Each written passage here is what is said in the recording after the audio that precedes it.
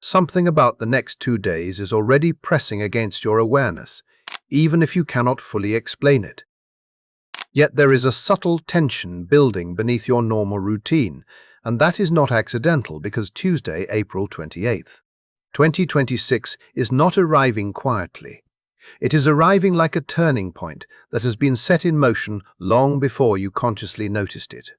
And the reason it feels so charged is because this is not just another alignment. This is a convergence, where multiple layers of emotional, psychological, and energetic forces finally lock into place at once. And what makes it even more unsettling is that most people around you will move through that day as if nothing unusual is happening, completely unaware that something rare and deeply magnetic is unfolding. But you are not most people. Because if you are here, if you have been feeling restless, distracted, or unusually sensitive throughout this entire month, then you are already tuned into the frequency of what is about to peak. And that is where everything begins to shift, because this moment is not designed for everyone. It is designed for those who have been subconsciously preparing for it, those who have been sensing changes in their emotional patterns, especially in their romantic life, without having clear proof of why things suddenly feel more intense, more unstable, or more significant than usual. And now, all of that builds toward one precise configuration. Venus forming a perfect trine with Pluto, while the Moon steps in to complete a grand air trine. And this is where you need to slow down and really absorb what that means, because a trine is often described as easy or harmonious. But when you are dealing with Venus, the force that governs attraction, connection and desire, and Pluto, the force that governs obsession, power and total transformation, that ease does not create something gentle. It removes resistance. It removes the barriers that normally keep emotions contained, and suddenly attraction is no longer filtered through logic. It moves straight into the deeper layers of the psyche where control is limited and reactions are raw. And this is why what is forming is not a simple romantic spark. It is an all-consuming fixation that can feel impossible to turn off, and depending on your position in this dynamic, you may either become the center of someone else's relentless focus, or you may find yourself unable to stop thinking about a specific person, replaying conversations, imagining scenarios, feeling pulled in a way that bypasses your usual reasoning. And if that has already started happening through dreams that feel unusually vivid, almost like fragments of a memory that does not belong to this lifetime, then you are already inside the beginning stages of this cycle. Because those dreams are not random, they are your subconscious attempting to process an energetic connection that is becoming stronger as this alignment approaches. And what intensifies everything even further is that this entire configuration is happening in air signs, specifically Gemini and Aquarius, which shifts the nature of attraction away from the physical and into the mental, into the way thoughts connect, the way words resonate, the way ideas spark something that feels almost electric. And this is why the obsession that forms here is not about surface-level appeal. It is about someone becoming deeply captivated by your mind, by how you express yourself, by the unique patterns in your thinking that they cannot replicate or ignore. And once that connection locks in, it does not fade easily, because the Moon in Libra completes the circuit, forming a grand air trine that creates a closed loop of energy, a system that feeds itself, amplifies itself, and continues cycling without interruption. And this is where things become truly inescapable. Because instead of a moment that rises and falls, this becomes a pattern that deepens, pulling both people further into the experience each time the loop reinforces itself. And if you are starting to feel the weight of that possibility, the intensity of being seen or seeing someone else in a way that feels almost overwhelming, then you are beginning to understand the true nature of this alignment. But here is the part most people completely miss. None of this started on April 28. This is the climax of a process that has been unfolding since the very beginning of the month, piece by piece, like a sequence where every emotional shift you have experienced has been preparing you for this exact point. And that is why relationships may have felt unstable, charged, or even uncomfortable recently. Because before something this magnetically strong can enter your life, the universe has to dismantle what was no longer aligned, and that dismantling began on April 3rd, when Venus in Taurus formed a square to Pluto in Aquarius. And unlike the trine that is coming, a square creates tension, pressure, conflict. It forces hidden dynamics to surface, especially toxic attachments that have been operating beneath your awareness.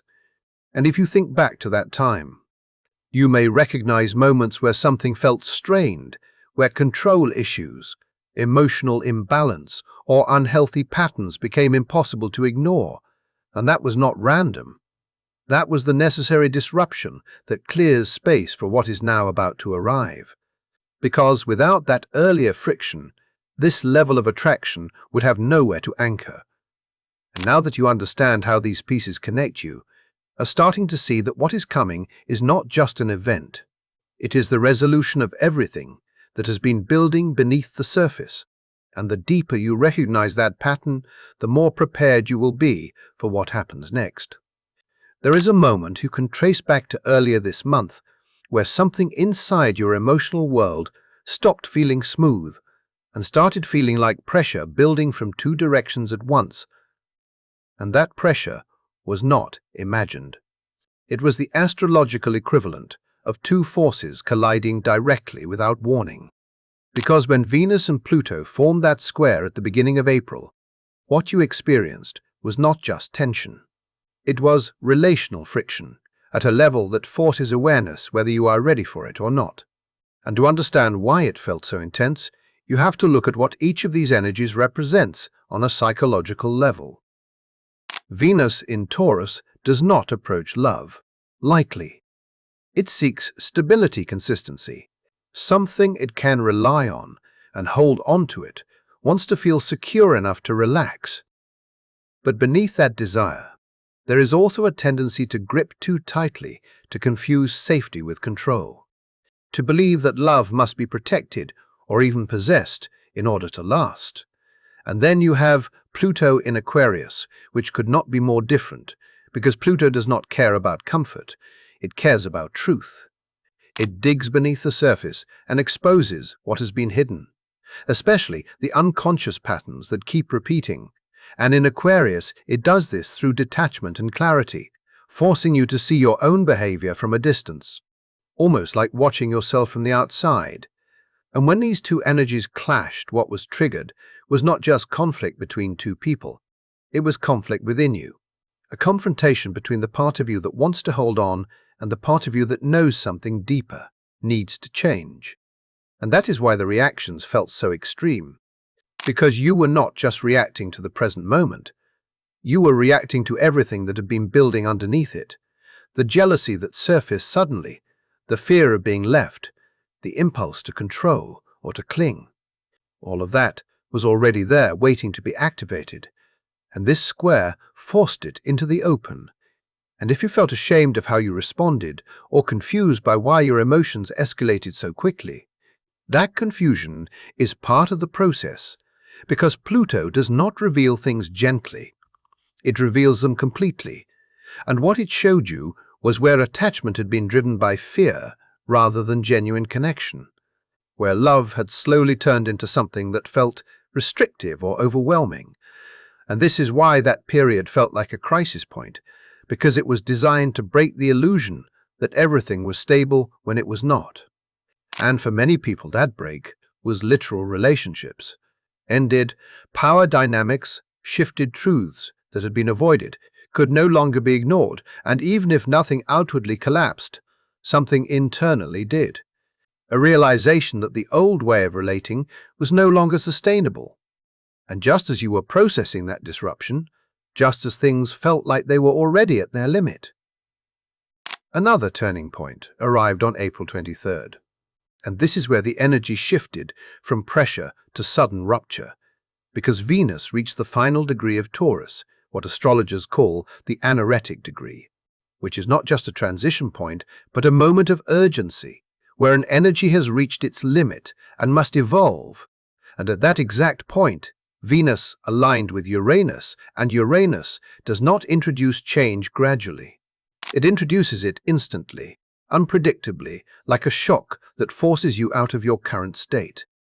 And this is why that day may have felt like something snapped or flipped without warning, because Uranus does not ask for permission.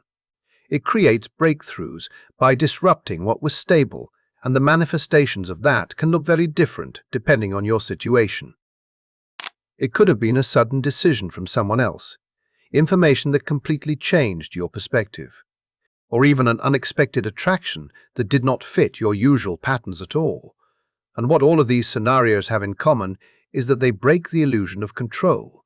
They show you that what you thought was fixed is actually flexible and sometimes unstable, and that realization is both unsettling and liberating at the same time.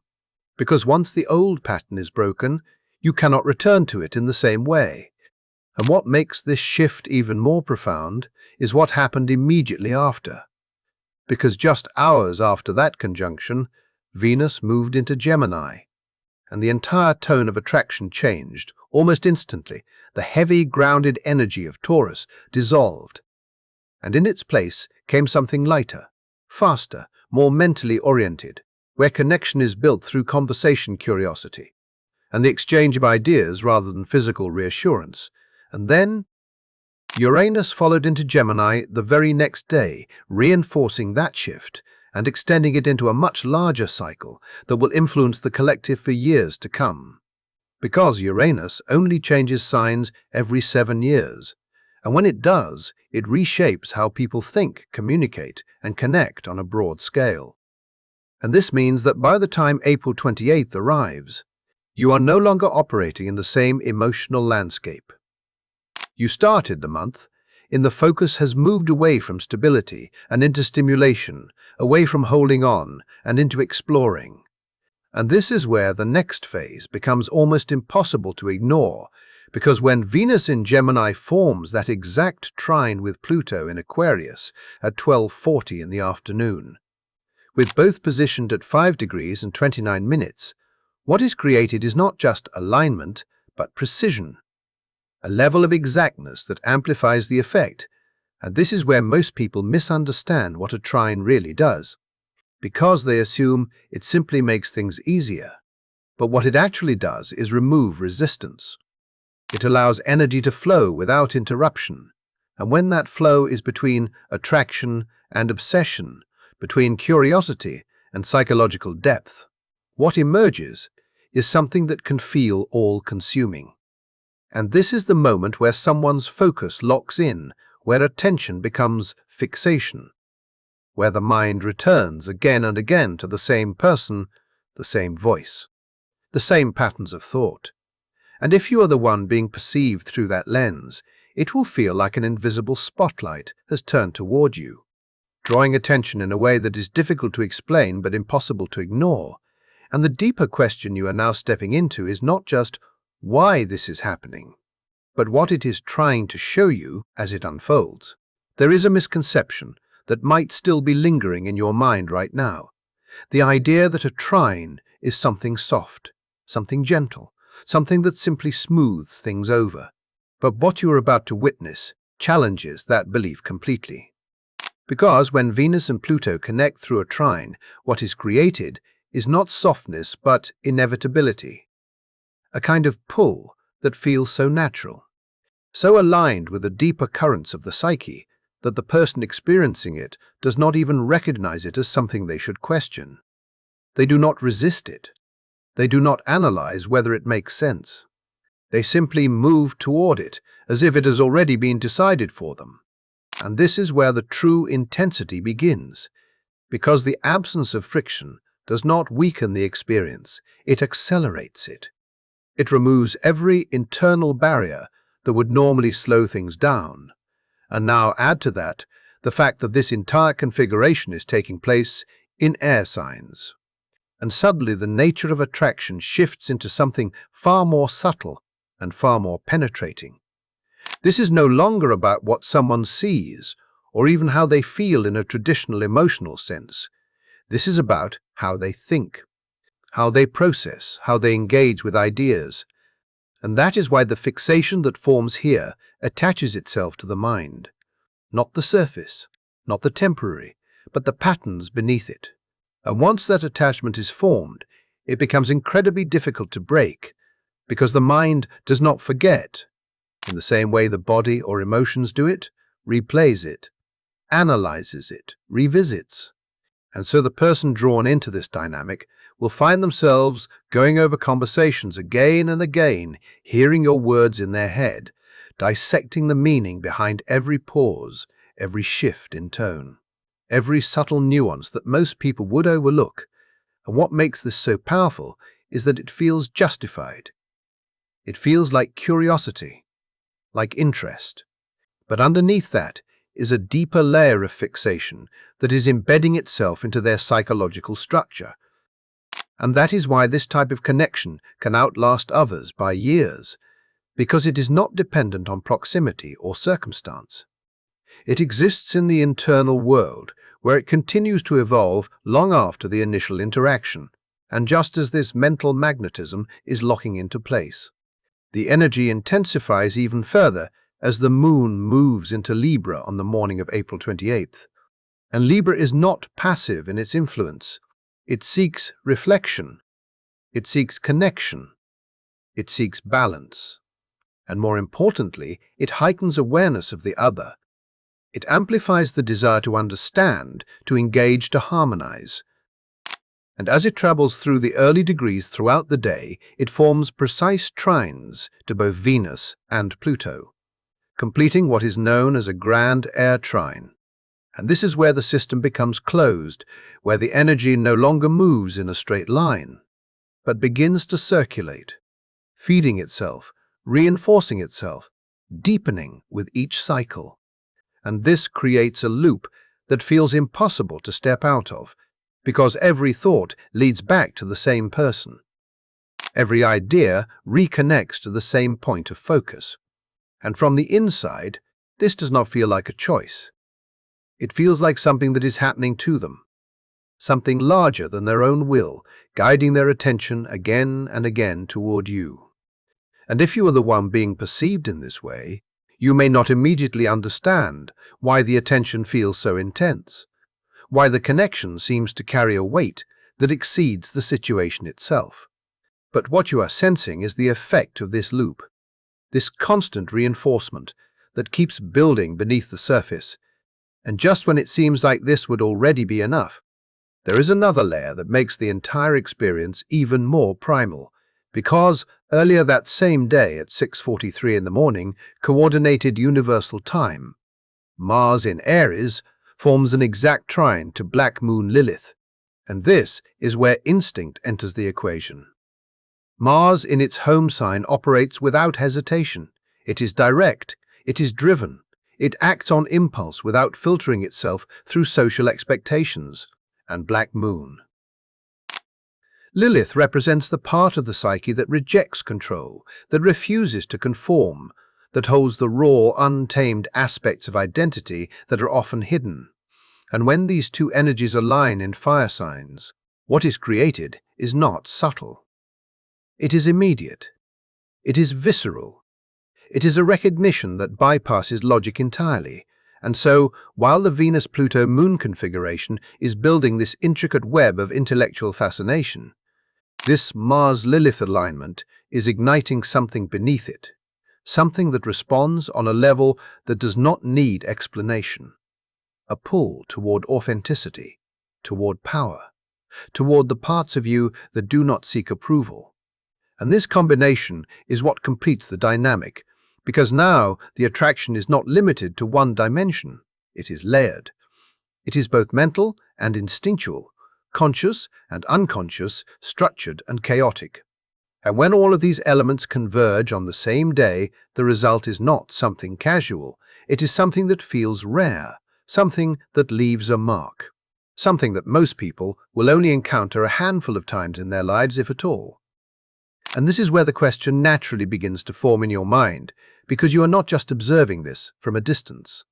You are part of it, and you are trying to understand your role within it, because in every situation where this level of fixation emerges, there are two distinct positions, and recognizing which one you occupy changes everything. Because the experience is not symmetrical, it unfolds differently depending on whether you are the one being drawn in or the one who becomes the focal point. And the first of these roles is the one that mirrors Pluto in Aquarius. The individual who appears detached on the surface, someone who identifies with logic, with reason, with independence, someone who believes they operate outside of emotional extremes. Often immersed in intellectual pursuits, technological environments, or forward-thinking ideas, convinced that they are not easily influenced by attraction. And yet, when this Venus trine activates their Pluto, that self-perception begins to fracture. Because they encounter someone who does not fit into their established frameworks, someone whose mind introduces variables they cannot predict, and instead of dismissing it, they begin to engage with it, first as curiosity, then as analysis, and slowly as fixation.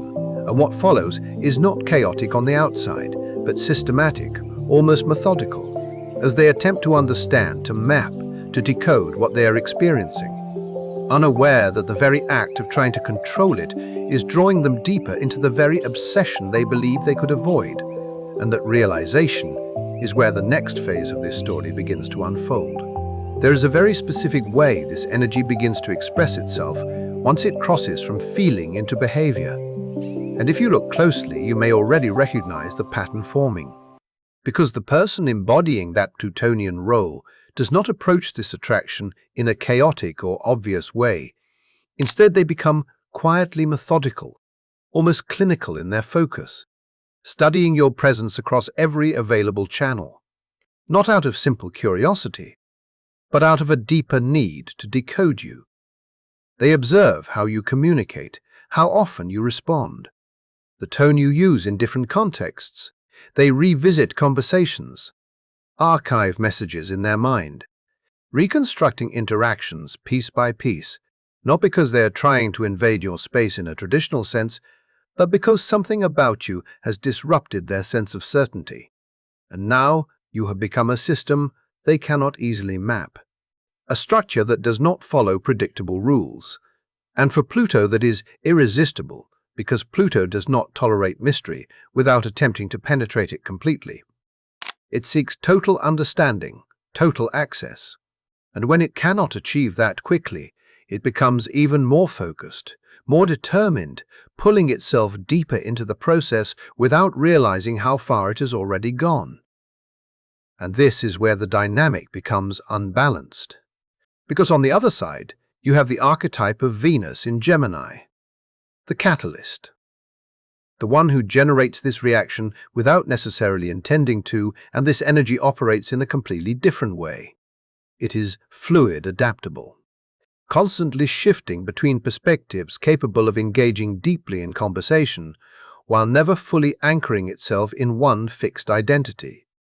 And if this is you, your power does not come from control or dominance, it comes from movement, from the way you think, the way you speak, the way you can connect ideas in a way that feels alive and unpredictable. You can mirror depth when the moment calls for it. Then just as easily step back into lightness, into curiosity, into distance. And that ability to exist in multiple states at once makes it nearly impossible for someone to fully define you. And that is exactly what destabilizes the Pluto individual, because they are searching for something solid to grasp, something they can categorize, and instead they encounter someone who cannot be reduced to a single pattern, a single response, a single version of themselves. And this creates a loop, where the more they try to understand you, the more elusive you appear. And the more elusive you appear, the deeper their fixation becomes. And what makes this even more complex is that the catalyst may not be fully aware of the impact they are having. They may interpret the attention as simple interest, as intellectual engagement, even as a kind of harmless fascination, engaging with a sense of play, of experimentation, not realizing that on the other side, the experience has already crossed into something far more consuming, something that has moved beyond curiosity into compulsion. And this is the moment where you need to pause and ask yourself which side of this dynamic you are currently occupying. Because the answer is not abstract. It is already revealing itself through your thoughts and your behavior, through the subtle signs that have been appearing over the past days and weeks. And those signs are not random. They are the early manifestations of the energy that is about to peak. Because if you've been noticing a specific person appearing repeatedly in your awareness, their name surfacing in conversations, in digital spaces, in places where logic cannot fully explain it, that is not coincidence. That is your subconscious, recognizing a pattern before your conscious mind has caught up. It is picking up on an energetic connection that is strengthening. And if your experience has been more internal, more dreamlike, where you find yourself having vivid, almost immersive dreams about someone not centered on physical attraction, but on deep exchanges, conversations that feel meaningful, revealing aspects of yourself that you have not shared openly, then what you are experiencing is not fantasy. It is preparation, your mind rehearsing a connection that has not yet fully materialized in waking life. And for some, this becomes even more direct, where the fixation is already active, where you cannot stop thinking about someone despite limited interaction, where a single conversation or a handful of messages has created a mental imprint that refuses to fade, looping back into your thoughts without invitation. Or you may be on the receiving end, noticing someone consistently engaging with your presence, responding to what you share, asking questions that carry a depth that feels disproportionate to the context, not overtly intrusive, but undeniably intense. And if you have felt that subtle pressure of being observed, of being understood in a way that feels deeper than expected, then you are already inside the field of this alignment, and what you are witnessing is the Venus-Pluto dynamic beginning to take form before reaching its full expression on April 28th. But what is critical to understand is that this peak is not the conclusion. It is a threshold, because later that same day at 9:04 in the evening, coordinated universal time, Venus forms a square to the lunar nodes, and this is where the entire experience shifts from attraction into meaning. Because the lunar nodes represent the axis of your development, the path you have walked and the path you are being asked to move toward, with the south node holding the patterns that feel familiar, the dynamics that are easy to fall back into even when they no longer serve you, and the north node representing the direction of growth, the unfamiliar territory that requires change. And when Venus interacts with this axis through a square, it creates tension, a decision point, a moment where the attraction you're experiencing is no longer just about desire, but about direction. Because the person involved in this dynamic is not appearing randomly, they are reflecting qualities that you either need to release or integrate in order to evolve. And this is why the intensity feels disproportionate, why it carries a sense of significance that goes beyond simple chemistry. Because at a deeper level, your system recognizes that this connection, whether it becomes something sustained or remains a powerful but temporary encounter, is part of a larger process, one that is revealing how you relate, how you attach, how you open and close yourself to others. And the more you become aware of that, the more clearly you will see that what is happening is not just attraction unfolding, it is a crossroads that is asking you to choose how you move forward. There is a point in this entire sequence where everything stops being theoretical and becomes a decision you can no longer avoid. At that point is exactly where the tension of the square begins to press against your awareness. Because what that fiction is doing is forcing you to confront a truth you may have been delaying. You cannot remain who you were and step into what is now pulling you forward at the same time. The old relational patterns, the familiar dynamics that once felt safe even when they left you unfulfilled, no longer hold their structure under this level of pressure, and you may already feel that internal split. One part of you trying to preserve what is known, what is predictable, what you understand how to navigate, while another part is being drawn towards something that feels far more intense, far more alive, but also far less controllable. And this is where the real discomfort begins, because resisting that pull does not neutralize it. It amplifies the tension it creates, a kind of internal strain that can feel almost unbearable, like being stretched between two versions of yourself that cannot coexist much longer. And this is why some people will attempt to hold on to their old ways of relating, convincing themselves they can integrate this new energy without truly changing, while others will recognize that what is being offered here is not an addition, but a transformation, something that requires them to release the structures that once defined how they gave and received love. And the difference between these two responses determines how this experience unfolds, because surrendering to this shift does not mean losing control in a chaotic sense. It means allowing your understanding of attraction, intimacy, and connection to be rewritten at a deeper level. And once that rewriting begins, it does not reverse it. Alters the way you perceive people, the way you engage in conversations, the way you recognize resonance in another mind. And this is why what happens after April 28th is not something that fades quietly into the background. It leaves a permanent imprint. And what makes this even more fascinating is the environment through which this entire dynamic is most likely to unfold. Because this is not an energy that is confined to physical proximity. It is an energy that thrives in the digital dimension, a space where connection is mediated through language, through ideas, through the subtle signals embedded in communication. And when you consider that this alignment is taking place in air signs, and that Uranus has just entered Gemini 3 days prior, the significance of that becomes impossible to ignore, because Uranus does not simply influence behavior. It revolutionizes systems, and in Gemini it reshapes how information flows, how people interact, how connections are initiated and sustained.